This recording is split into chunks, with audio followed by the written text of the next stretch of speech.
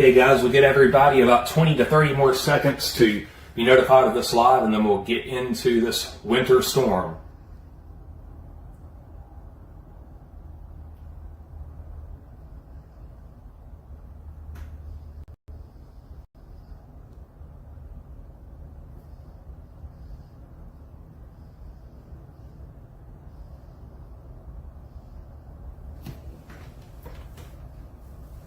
Okay everybody, we're going to go ahead and get started.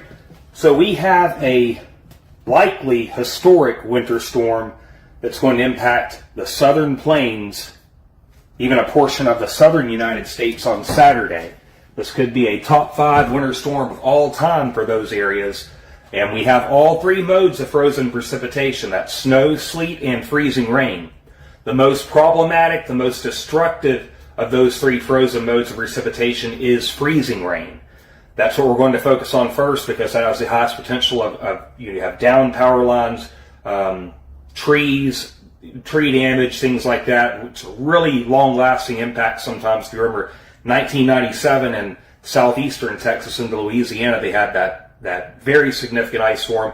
Not saying that it's going to be to that caliber or that far south with this system, but this has a very, very high ceiling as far as how long-lasting the impacts can be and the magnitude of the power outages that could occur. We're going to look first at the freezing rain potential. Now, I want to really hit home that wherever this ends up tracking the low-pressure system, you're going to have 3 modes of precipitation, with the first one of which would be the most destructive, which would be freezing rain. That's what we have highlighted here. This is a European. This is a deterministic operational model. This isn't an ensemble. This is a single run of the European model. And so if this is the case, which there's probably going to be minor adjustments north or south with this model, but if this is the case, you're going to have freezing rain on the southern end of this, where the pink is shaded. And if you look to the north, we'll flip this over to the snowfall, where you have significant snowfall on the northern side of that. Okay, so there, look at that. Over 1 foot of snow from Oklahoma City eastward across the northern half of Arkansas, all the way to Nashville, into a large portion, pretty much the whole state of Kentucky. And sandwiched in the middle of that, there will be a narrow band of sleet. Sleet is probably the friendliest of the 3. It's sleet pellets. They just bounce off of power lines. They bounce off of trees. They don't stick to anything. You don't have any power outages. That's probably the most friendly out of the 3 modes. Now, this heavy snow is going to cause big problems. That's a 100% certainty from Oklahoma City across the northern half of Arkansas, Tennessee, Kentucky, and into North Carolina. This is going to be a big deal. But we're also going to look at the freeze and rain potential that will occur across the southern portion of wherever this low pressure system tracks. So let's go back to the freeze and rain potential. I'm going to get a look at this map real quick. Okay, important to note, you see these totals. You see, 1 1/10 of an inch here, 1 3/4 of an inch, nearly 2.5 inches in southern Arkansas. What I have learned is, chasing ice storms and things like that, you can almost cut these totals in half. It's still significant, but these totals are almost always going to be aggressive and overdone. There's no way to get around it. That's just there's not a model I can show you that's going to be much less aggressive than this. So I want you to think of probably 50 to 60% of these numbers is what you're going to get. So where you see 1 3/4, you're probably looking at maybe about 1 inch. That's still very significant. 1/4 of an inch of freezing rain is where you start to have power outages. 1/2 inch or higher is a very severe ice storm. So you can imagine this swath from probably Killeen to the Dallas area, across the Arklatex, the northern half of Louisiana, and the far southern portion of Arkansas, Tupelo, Mississippi, Jackson, Mississippi, Birmingham, Alabama, Atlanta, Georgia, northward. This area is where the most destructive ice potential is as of this live video. Let's look at another model for people that are farther south and we're worried about frozen precipitation with at least freezing rain. Notice the GFS model, along with all three global models and ensemble models, have all dropped south a bit overnight. This shows a more destructive scenario for places like southeastern Texas, southwestern Louisiana, southern Mississippi, central Alabama, central and southern Georgia, and southern South Carolina. This is the farther south tract that's depicted by the GFS, the American model, that tends to do not as well as the European model. What we're probably going to go with is probably somewhere in between this swath right here and the European model.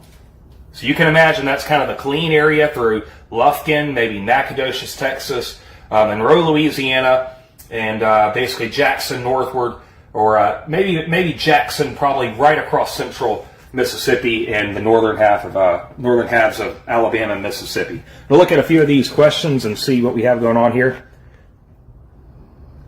So yes, very glad you pointed that out. We need to get to the other side of this, and then we're going to go back to the Texas, Louisiana, Arkansas, Mississippi, Alabama area.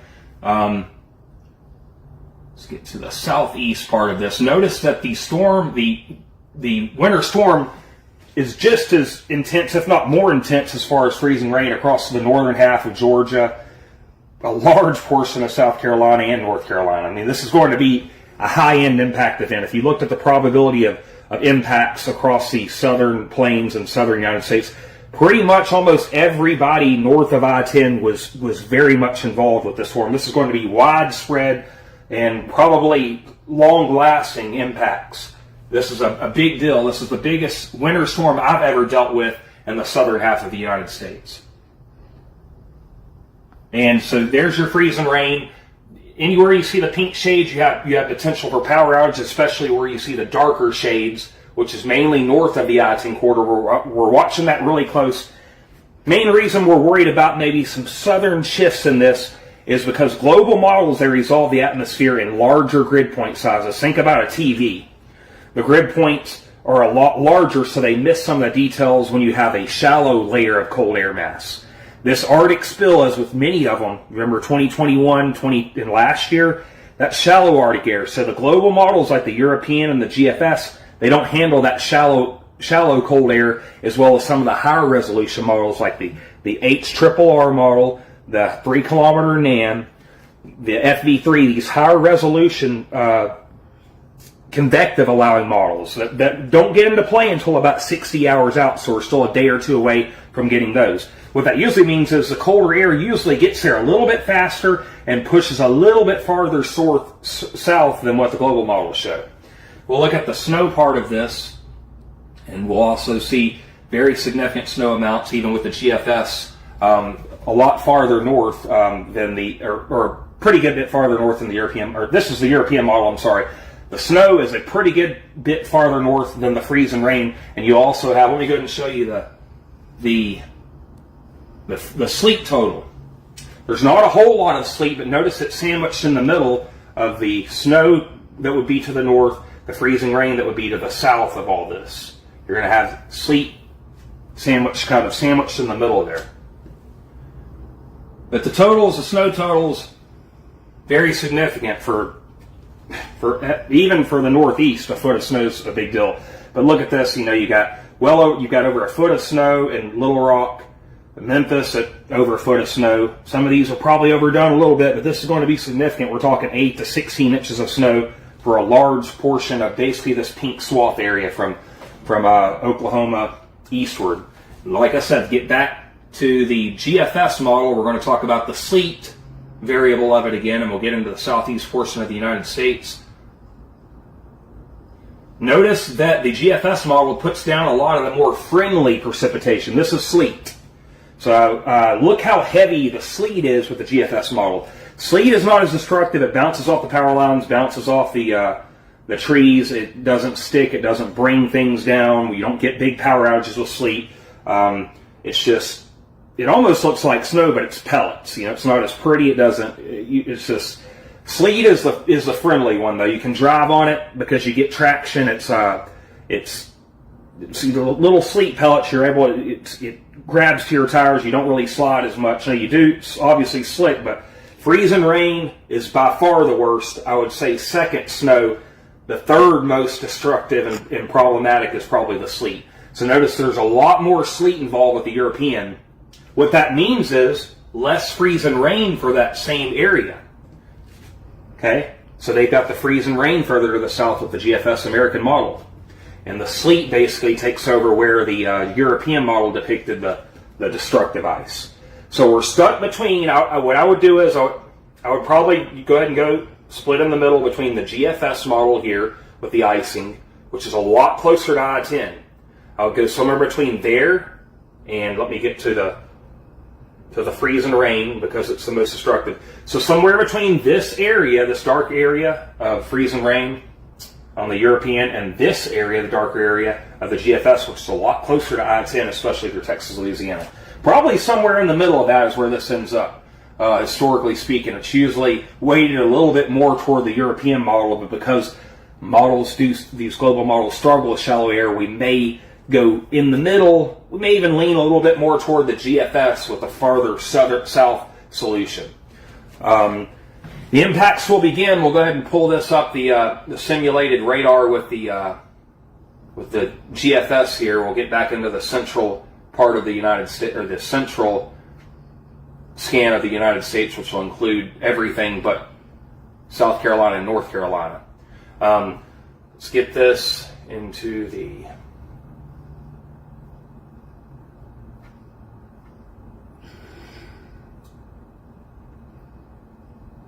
reflectivity type.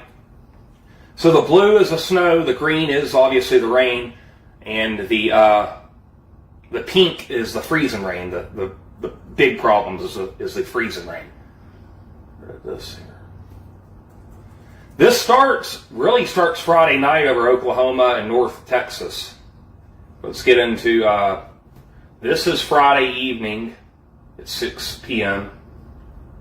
We've already got the storm going, really. So really this gets going about noon Friday along the Red River. 3 p.m. Friday, 6 p.m. Friday, really ramping up. This is sleet in the middle. This is freezing rain. This is snow. You notice if you're in the northern part of Dallas, you're dealing with a lot of sleet. With just down the road, you've got an ice storm.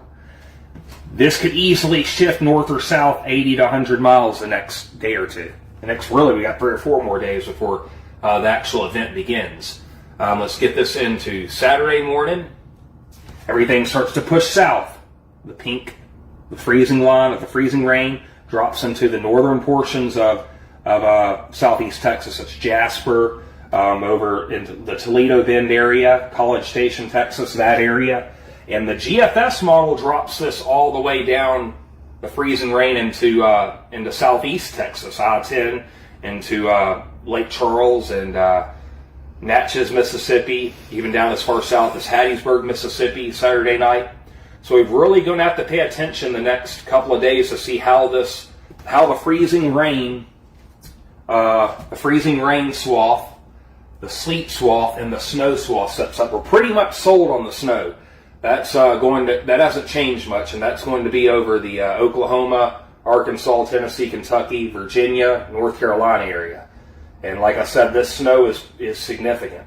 We're talking 8 to 16 inches, which is a big deal. Really a big deal for anywhere in the United States, but especially the southern plains and the southern United States. I'm going to get this back over into the central time zone, or the central zoom here. And that's some incredible totals. 14 inches Oklahoma City, 15 inches just north of Little Rock, 16 inches in Memphis, Tennessee.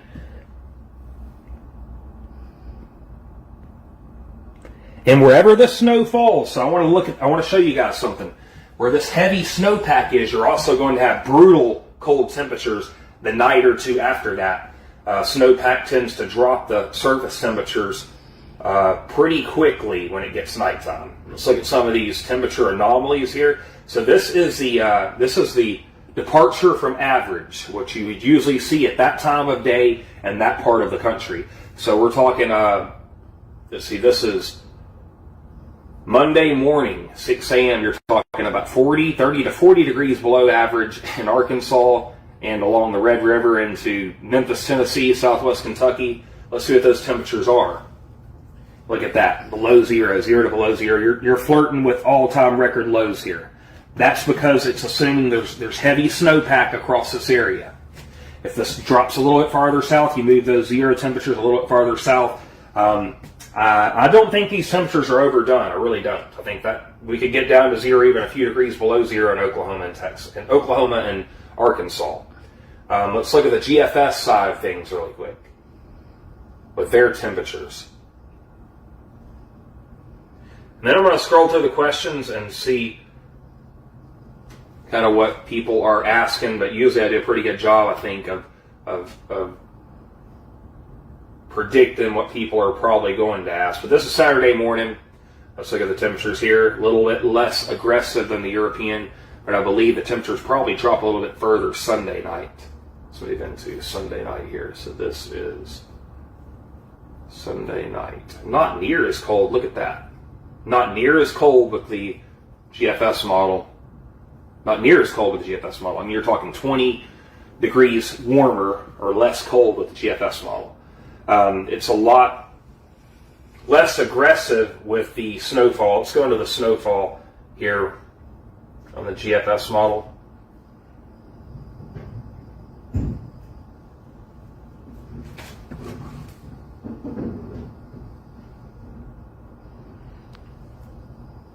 So you're talking more along the lines of 5 to 10 inches and a more narrow band with the GFS. That's probably why the temperatures are less cold or warmer with the GFS. You have a lot less aggressive band of snow, and even with the freeze and rain, it's less aggressive.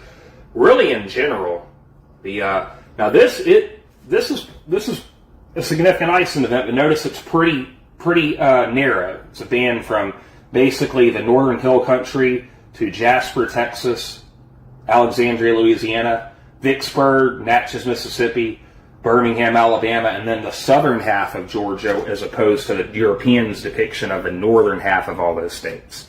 So I hope I'm answering a lot of these questions, kind of broad brushing, answering these questions that I think you're going to ask.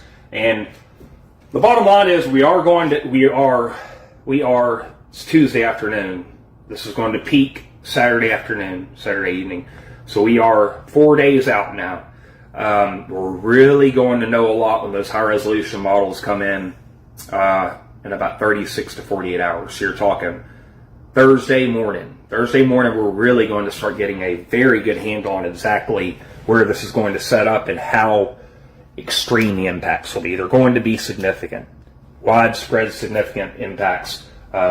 They could be extreme, and we're going to know that Thursday morning a lot more than we do today and even into tomorrow, because we don't have those global models available, and they resolve the shallow cold air a lot better than the global models do.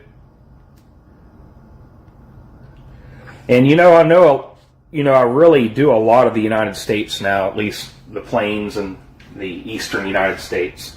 I know there's a lot of questions, really probably half the following that's listening is probably from Texas and Louisiana. So to answer your questions, what do I think about the Golden Triangle? I live in the Golden Triangle. What do I think about that? I think that a 1/4 of an inch of ice is a big deal for you guys, for us. I really do. And I think there's a fairly decent chance we see that.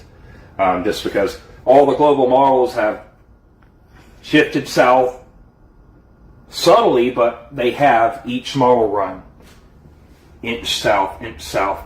And a lot of that is because, like I said, when you have a big high pressure system and a large mass of cold air that's coming out of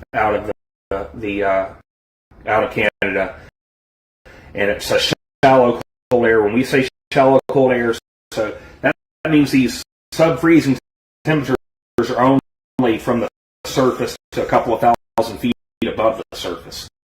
Once you get up 3,000 to 6,000 feet above the surface, you actually go to 40, 50 degrees. You warm up substantially when you get above the surface. It's a case with cold fronts, with like Pacific cold fronts and Southern Canadian cold fronts. It's not so shallow with the cold air. So the models did answers early on, but when you not way far south, but they do end up a little farther south. And that also pushes your storm south. So that's why we need to wait. Like I probably would be Killeen to Lufkin, over to maybe even Alexandria and Vicksburg. It's probably the main Birmingham, Jackson. I would lean a little bit on the north side of the Just if you were to ask me right now. Go as European probably a little too far north as far as the towards sounds odd level model. I think it the farther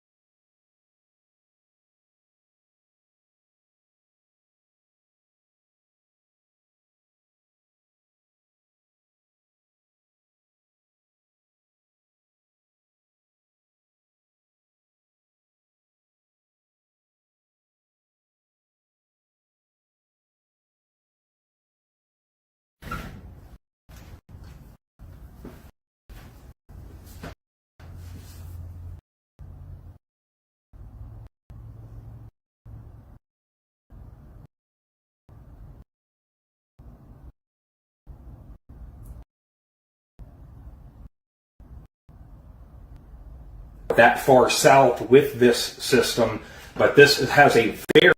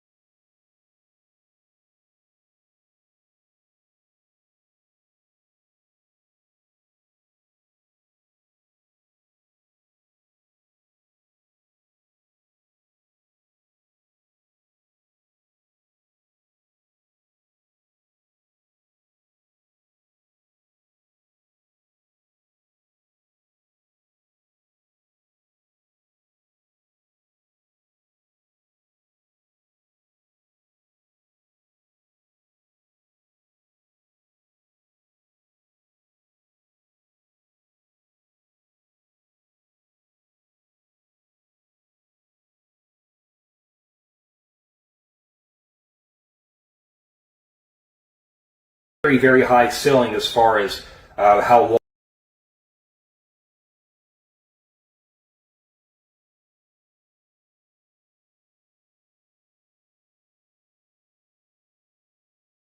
long lasting the impacts can be, and the magnitude of the power outages that could occur. We're going to look first at the that's depicted by the GFS, the American model, that tends to do not as well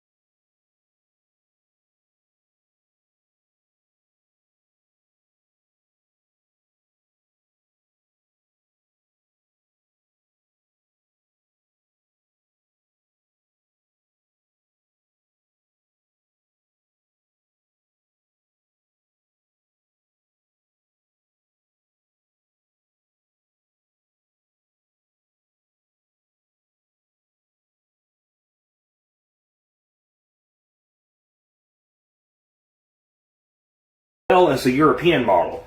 What we're probably going to go with is probably somewhere in between this swath right here and the European model. So you can imagine that's kind of the clean area through Lufkin, maybe Nacogdoches, Texas, Monroe, Louisiana, and basically Jackson northward, or maybe Jackson probably right across central. So they've got the freezing American model. The Canadian model did the split in the middle between the freezing, which is a lot closer to somewhere between there and let me get to the range constructed. So some between the area, I'd say especially through Texas, we're in the middle of that. Because the middle GX, the impacts will be pulled out in the United States, which will include everything but. So the snow, the green line is the freezing, the freezing right. This started over on the red, really ramping up. This this could be 800 miles south. Freezing lines and they on the Natchez, Hattiesburg, Mississippi. Going in that place, sleet on the Tennessee kind of area. Significant. It's a big deal. Really a big deal. This back over into the central time zone. And the snow. Look at. Also going to have brutal quick temperature. This is the average part of the country. Talking this is 6 a.m. 40 degrees in snow drop. This is 6 a.m. 40 degrees in snow drop. I don't think you get there Tennessee asking